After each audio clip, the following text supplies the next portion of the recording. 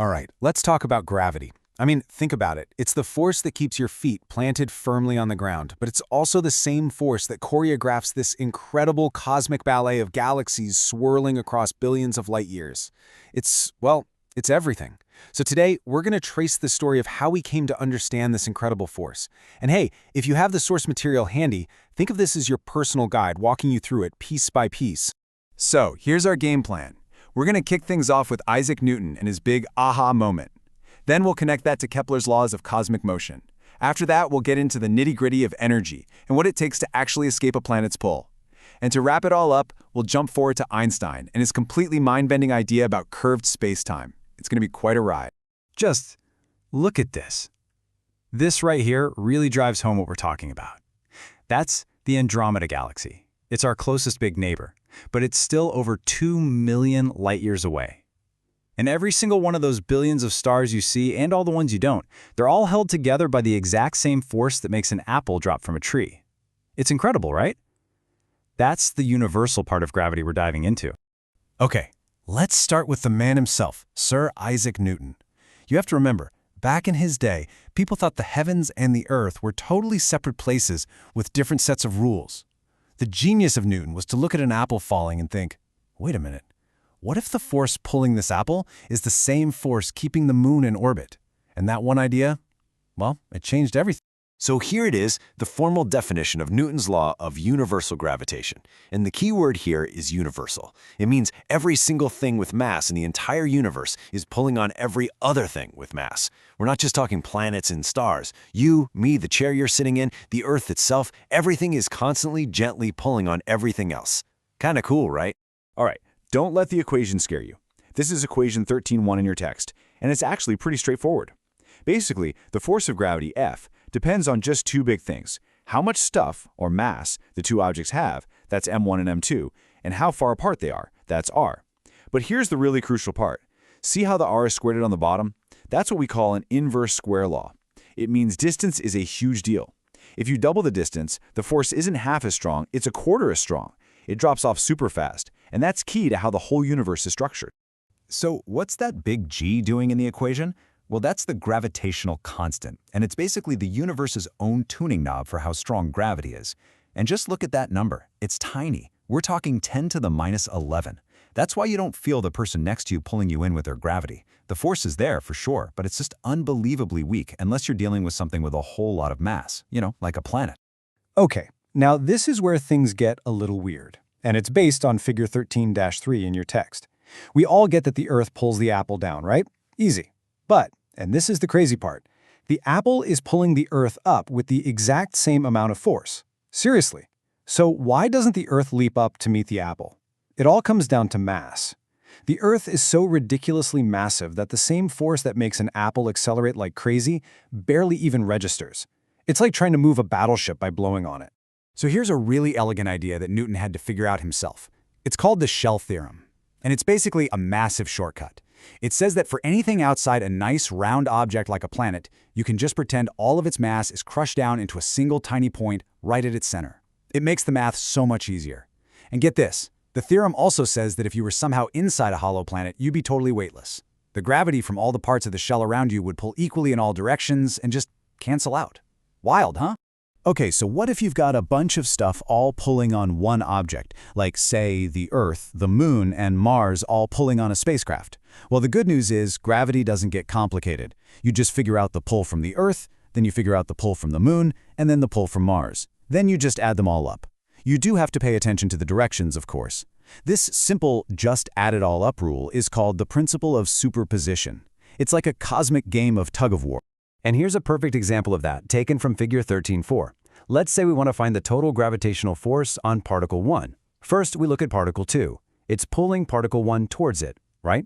So we draw an arrow, a vector, representing that force. Then we look at particle 3. It's also pulling on particle 1. So we draw another arrow for that force. To find the net or total force, we just add those two arrows together, tip to tail. The new arrow we get points in the direction of the final pull, and its length tells us how strong that pull is. All right, let's clear something up. There are two terms that sound similar but are a little different. First, you have gravitational acceleration, or AG. Think of this as the pure, perfect acceleration you'd calculate using Newton's formula, in a perfect world. Then you have free fall acceleration, or g, the one we all know and love, about 9.8 meters per second squared. That's what we actually measure when we drop something. And, surprise, they're not exactly the same. The reasons why are pretty interesting. So why don't the numbers match up perfectly? Well, it's because the Earth is not the simple, perfect sphere we use in our calculations. For one, its mass isn't spread out perfectly evenly. It's also not a perfect sphere. It's a little chubby around the equator. And the big one, the Earth is spinning, constantly. And that spin really matters. This diagram here shows why. If you're standing on the equator, you're whipping around in a huge circle. Think of it like being on a cosmic merry-go-round. Just to keep you from flying off, part of Earth's gravity is being used to constantly pull you inward. That means the bathroom scale underneath you doesn't have to push up quite as hard. The result? You actually weigh a tiny bit less at the equator than you would at the poles. It's not a lot, but it's a real, measurable effect. Okay, so we've got Newton's law of gravity. Now what's really amazing is that we can use it to understand something that another brilliant astronomer, Johannes Kepler, had figured out decades earlier. Kepler knew how the planets moved, but Newton was the one who explained why. So here are Kepler's 3 big laws. The first one is that planets travel in ellipses, not perfect circles. The second is about speed. They move faster when they're close to the sun and slower when they're far away. And the third law connects the size of a planet's orbit to how long its year is, with a really neat mathematical formula. Here's a great look at that first law. See how the orbit isn't a circle? It's an ellipse. And notice the sun isn't in the center. It's at one of 2 points called foci. This means the planet is sometimes closer to the sun. We call that point perihelion. And sometimes farther away. That's aphelion. That line labeled A is the semi-major axis, which is basically just a way of describing how big the orbit is. Now for the second law, the law of areas. This is such a cool idea. Look at those 2 shaded areas. Kepler's law says that if the time it took to trace out each of those areas is the same, say 1 month, then the areas themselves are also the same. Now look closer. To make that short, fat area near the sun, the planet has to be moving really fast. But to make that long, skinny area far from the sun, it has to move much more slowly. It turns out this is just a beautiful way of seeing a fundamental physics principle, the conservation of angular momentum. And finally, we have Kepler's third law, the law of periods. This one is like the secret recipe for the solar system. It says that the square of how long a planet's year is, that's t, is directly related to the cube of its average distance from the sun, that's a. It's this perfect clockwork relationship. It means if you know how long a planet takes to go around the sun, you can figure out how far away it is without ever leaving Earth. Powerful stuff. All right, so we've talked about the force of gravity and the motion it causes. Now let's switch gears a bit and look at it through the lens of energy. It's another really powerful way to think about how all of this works. So, when we talk about gravitational potential energy, there's a concept that can seem a little weird at first. It's negative. But here's why. We set the 0 point for potential energy at an infinite distance away. So to pull 2 objects apart and get them to that 0 point, you have to add energy to the system. That means if they're close together, they must be in a state of negative energy. You can think of it like being in a hole or a gravity well. The deeper you are in the well, the more negative your potential energy is. Now, let's look at a satellite in orbit, using the graph from your book as a guide. There's this constant dance happening between 2 types of energy. You've got kinetic energy, that's the energy from its speed, and potential energy, from its position in the gravity well. As the satellite moves farther from Earth, it climbs out of the well, so its potential energy goes up. It becomes less negative. But because it's climbing, it slows down, so its kinetic energy goes down. The amazing thing is that the total energy, the sum of the 2, stays exactly the same. For the satellite to be stuck in orbit or bound, that total energy has to be negative. So what does it take to break free? Well, if you can give an object enough speed, enough kinetic energy, so that its total energy climbs all the way up to 0, then it's no longer trapped, it can escape. And that's exactly what escape speed is. It's the bare minimum speed you need to give something to send it flying away from a planet forever. It will never fall back down. And as you can see from the formula, it all depends on how massive and how big the planet you're leaving is. And this table really puts that into perspective. To get away from our moon, you need to be going about 2.4 kilometers per second. To escape Earth, you have to hit 11.2 kilometers per second. That's about 25,000 miles per hour. Now look at Jupiter, almost 60 kilometers per second. And then the neutron star, To escape the pull of something that dense, you'd need to be traveling at 2/3 the speed of light. That's just mind-boggling. It gives you a real feel for the raw power of gravity. For more than 200 years, Newton's law was the undisputed champion. I mean, it worked perfectly. It predicted the movement of planets, comets, everything. It was one of the greatest triumphs in science. But then, along came Albert Einstein, and he had a new idea, a theory he called general relativity, that suggested Newton's picture, as brilliant as it wasn't the whole story. Gravity, he said, was something much, much weirder. And it all started with this one simple question. What if gravity isn't actually a force at all? This came from what Einstein called his happiest thought.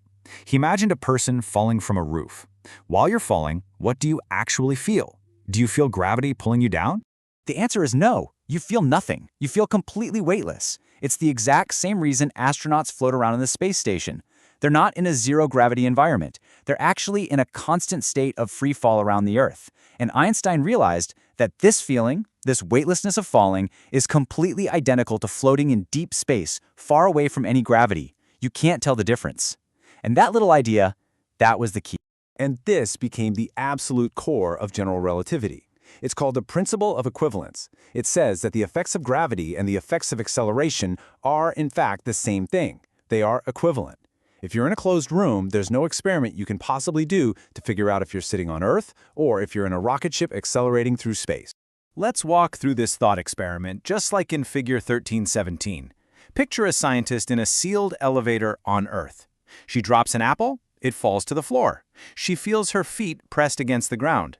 Now, let's take that same elevator and put it in deep space, but with a rocket attached that makes it accelerate upwards at exactly 9.8 meters per second squared. What does she feel? The floor is pushing up on her feet, so she feels her normal weight. She drops the apple, and the floor rushes up to meet it. From her point of view, inside that box, the two situations are absolutely, completely indistinguishable. So, if acceleration and gravity are the same thing, it led Einstein to this incredible idea.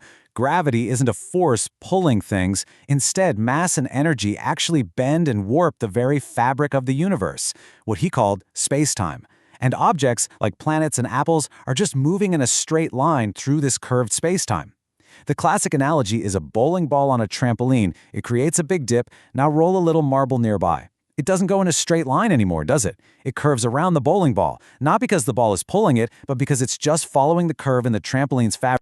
Here's another great way to think about it. Look at the boats on the left. They both start at the equator, and they are both sailing perfectly straight, due south. They are parallel, but what happens? Because they're on the curved surface of the Earth, their paths eventually converge at the South Pole. It looks like they're being pulled together, but they're not. They're just following straight lines on a curved surface. Now look at the apples on the right.